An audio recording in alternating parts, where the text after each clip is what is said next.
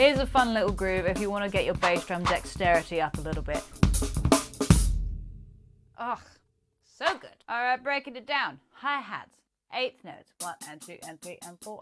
Snare drums, 2 and 4. We'll get to ghost notes in a minute. 1 and 2 and 3 and 4. And bass drums on 1, the and of 1, the of 2, 1 and 2, and then bass drums on the and of 3 and the of 3, 3 and of 4, and stick it all together.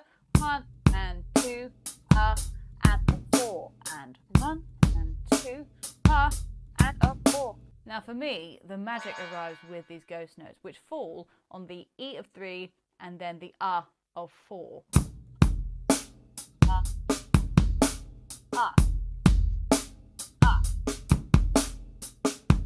Oh, just adds the delicacy. There's yes. The more subtle you can get those ghost notes, the better. Props to you if you can get them real subtle.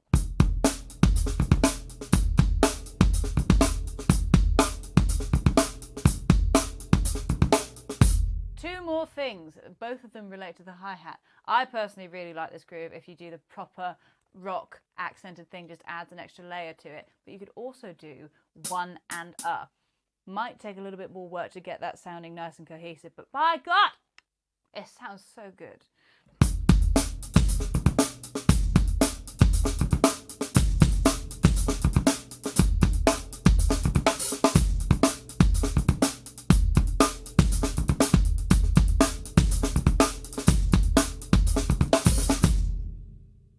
What was that?